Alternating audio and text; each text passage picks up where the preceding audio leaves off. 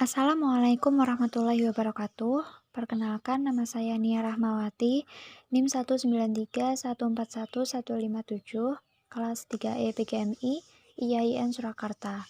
Nah, di sini saya akan menjelaskan tentang zaman prasejarah sampai zaman saat ini. Yang pertama, ada pengertian zaman prasejarah. Zaman prasejarah yaitu zaman sebelum adanya sejarah atau dapat diartikan juga sebagai zaman sebelum adanya tulisan. Kemudian yang kedua ada sumber-sumber prasejarah. Nah, sumber-sumber prasejarah ini ada artefak, fosil, ekofak, yang keempat fitur, dan ada stratigrafi. Nah, stratigrafi ini adalah lapisan-lapisan tanah atau batuan yang terbentuk di suatu tempat. Kemudian ada jenis-jenis manusia purba di Indonesia, yaitu ada Pithecanthropus erectus, Homo solensis, yang ketiga ada Homo wajakertensis. Nah, kemudian yang kedua ada perkembangan budaya manusia prasejarah, yaitu ada yang pertama ada zaman batu. Nah, zaman batu ini itu juga terdiri dari beberapa zaman. Yang pertama ada zaman batu tua atau Paleolitikum. Yang kedua ada zaman batu tengah, yaitu Mesolitikum. Yang ketiga ada zaman batu muda atau Neolitikum. Dan juga ada Megalitikum, yaitu zaman batu besar di Indonesia. Nah, bangunan-bangunan pada masa batu besar ini yaitu ada menhir, dolmen, punden berundak, peti kubur, kubur batu, dan arca-arca. Kemudian yang kedua ada zaman logam. Nah, zaman logam ini merupakan zaman yang ditandai dengan kemampuan manusia pada saat itu untuk membuat alat-alat dari logam. Zaman logam sendiri itu dibagi menjadi beberapa zaman, yaitu ada zaman tembaga, ada zaman perunggu, dan juga ada zaman besi. Kemudian kita bahas kehidupan manusia purba pada zaman prasejarah. Nah, pada zaman prasejarah ini ada beberapa kehidupan. Yang pertama ada masa berburu dan mengumpulkan makanan, atau yang biasa disebut Paleolitik. Nah, pada masa itu manusia itu sangat berpengaruh pada kondisi alam. Nah, mereka itu berpindah-pindah untuk mendapatkan makanan. Kemudian yang kedua ada masa berburu dan mengumpulkan makanan tingkat lanjut, yaitu Mesolitik. Di masa ini manusia tinggal di gua-gua yang tidak jauh dari air, tepi pantai, dan tepi sungai. Yang ketiga ada zaman bercocok tanam atau Neolitikum. Nah, di masa ini manusia itu sudah mulai menetap tinggal di suatu wilayah dan melakukan aktivitas pertanian, yaitu bercocok tanam. Kemudian yang keempat ada zaman perundingan. Nah, itu disebut sebagai Paleometalik. Nah, masa paleometalik ini yaitu masa yang mengandung kompleksitas baik dari segi materi maupun alam pikiran yang tercermin dari benda buatannya. Hasil utama benda perunggu pada masa paleometalik ini meliputi nekara perunggu, kapak perunggu, bejana perunggu, patung perunggu, perhiasan perunggu, dan perunggu yang lainnya. Kemudian yang kedua saya akan menjelaskan tentang penjajahan Indonesia pada masa politik etis dan kolonial. Nah, tujuan besar dari politik etis adalah untuk memajukan pendidikan kepada rakyat jajahan. Bentuk kolonialisme. Bentuk pemerintahan kolonial yang ada di Indonesia dikenal dengan sistem pemerintahan tidak langsung. Artinya, penguasa kolonial tersebut dengan sadar menggunakan sistem politik tradisional setempat untuk kepentingan politik dan ekonominya sendiri di wilayah jajahan. Oleh karena itu, terdapat dualisme dalam sistem kolonial di Indonesia. Kemudian akibat kolonialisme, yaitu membawa dampak yang besar bagi kehidupan masyarakat, yaitu ada hampir semua negara Asia pada abad ke-18 dan 19 kehilangan kemerdekaannya. Terwujud sebagai proses komersialisasi, industrialisasi pertanian, dengan kata lain, modernisasi di berbagai bidang, termasuk bidang komunikasi, transportasi, dan edukasi. Suatu hasil yang tidak sengaja dari akibat kolonialisme ini adalah timbulnya mobilitas sosial yang lebih tinggi serta munculnya golongan intelijensia. Dalam segi kehidupan politik pun,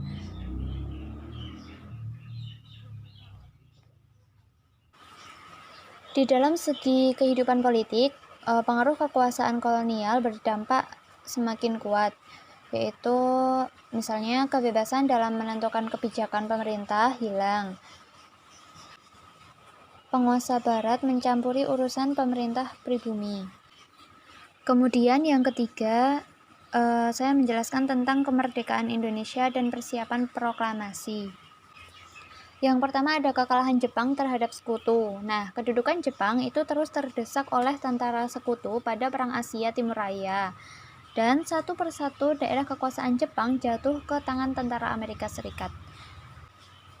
Kemudian pada tanggal 14 Agustus 1945 akhirnya Jepang menyerah kepada sekutu tanpa syarat.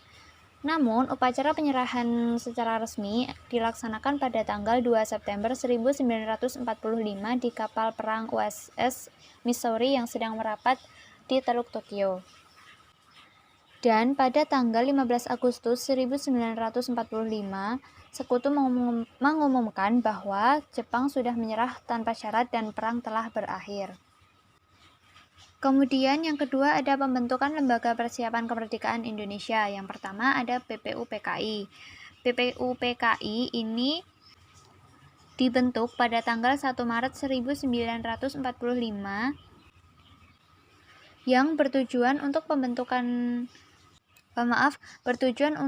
mempelajari dan menyelidiki hal-hal yang berkaitan dengan persiapan pembentukan negara Indonesia merdeka.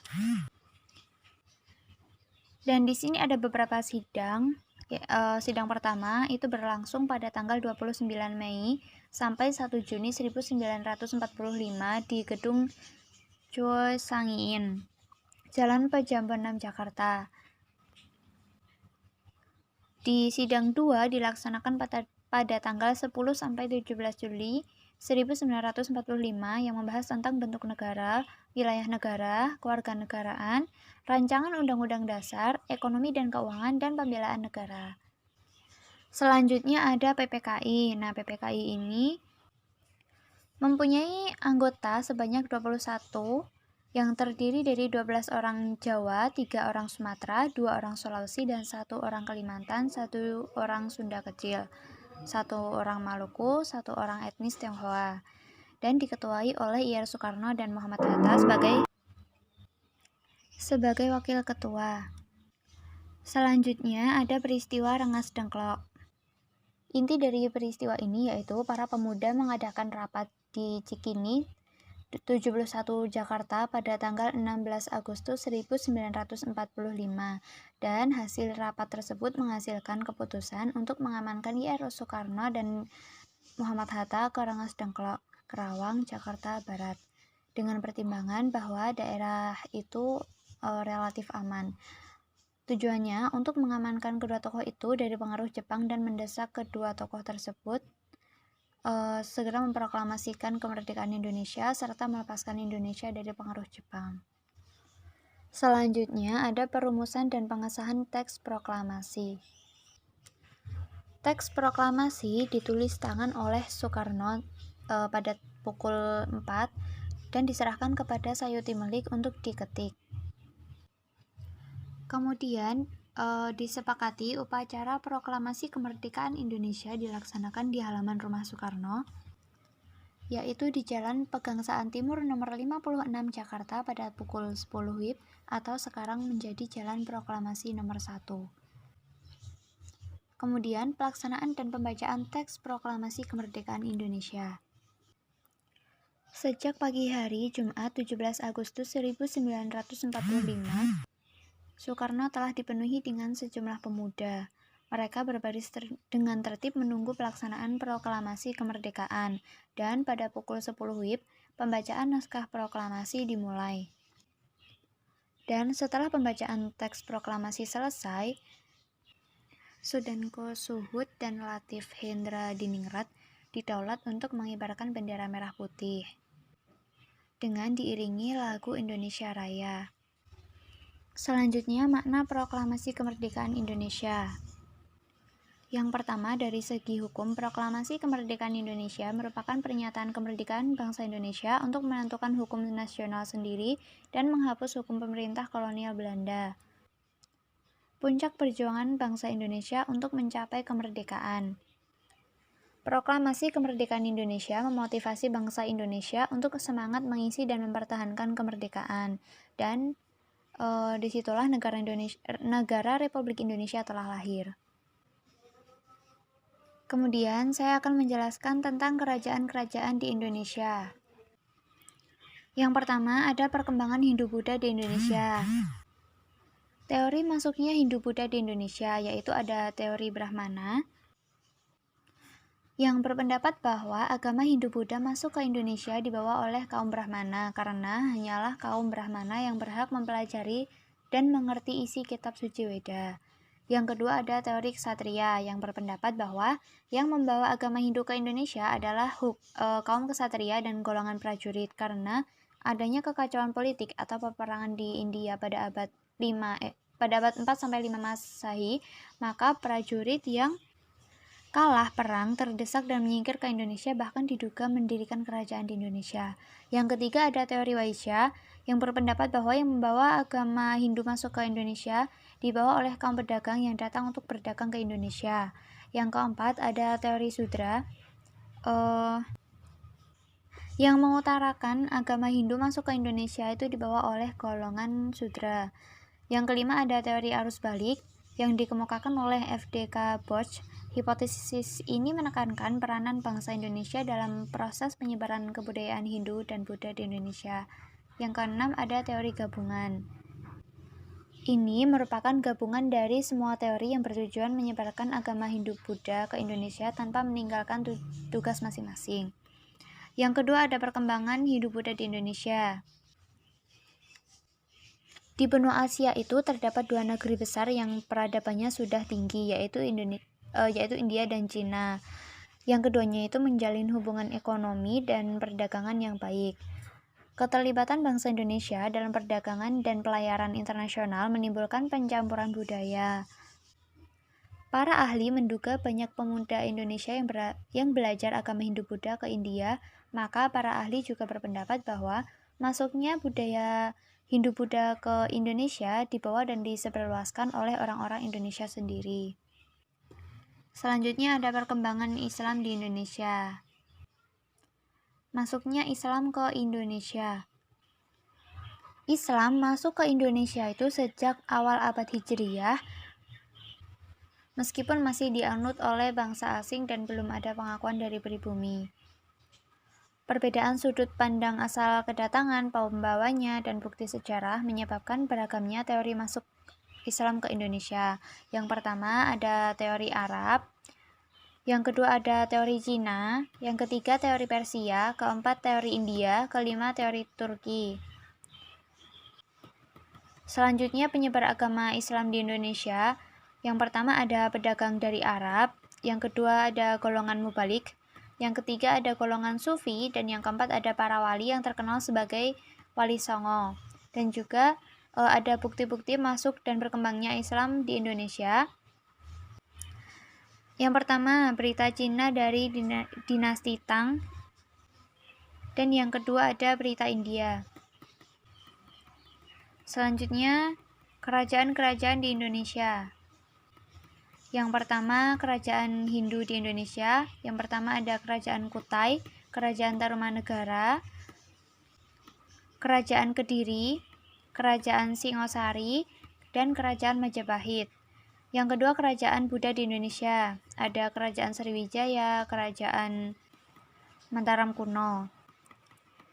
Kemudian kerajaan Islam di Indonesia. Yang pertama ada Kerajaan Samudra Pasai, Kerajaan Aceh Darussalam, Kerajaan Demak, Kerajaan Pajang, Kerajaan Mataram, Kerajaan Banten, Kerajaan Makassar, dan Kerajaan Maluku serta Gorontalo di Sulawesi.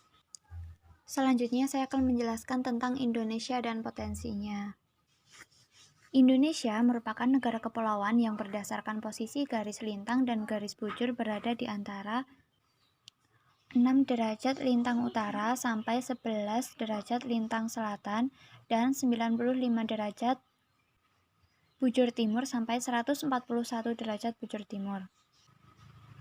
Letak astronomis dibagi menjadi dua. Yang pertama ada garis lintang, yaitu yang seluruh wilayah Indonesia terletak di daerah beriklim panas. Kelembapan udara rata-rata tinggi dikarenakan pulau Indonesia mudah dipengaruhi peredaran udara yang datang dari laut yang mengelilinginya. Karena banyak menerima hujan, hal ini menyebabkan wilayah Indonesia kaya akan flora dan fauna.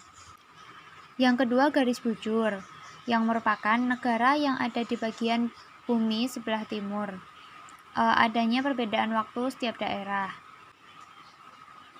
Kemudian ada letak geografis. Pengaruh letak geografis yaitu adanya iklim musim yang merupakan pengaruh dari Asia dan Australia.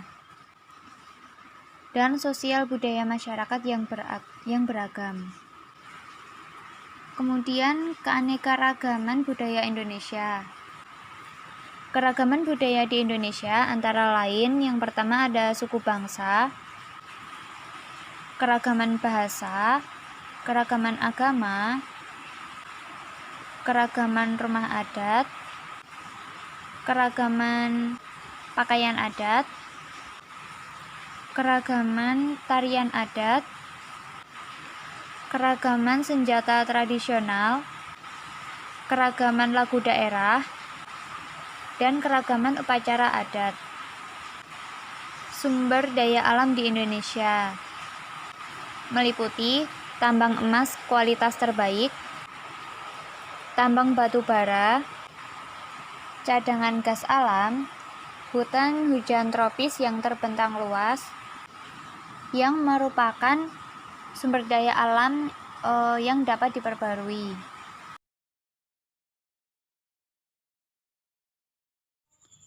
Potensi lain yaitu adanya sumber daya alam, pariwisata, dan jumlah penduduk yang ada di Indonesia. Nah, demikian presentasi dari saya mengenai zaman prasejarah sampai zaman pada saat ini. Semoga bermanfaat. Mohon maaf apabila dalam penyampaian terdapat banyak kesalahan. Billahi taufik wal hidayah. Wassalamualaikum warahmatullahi wabarakatuh.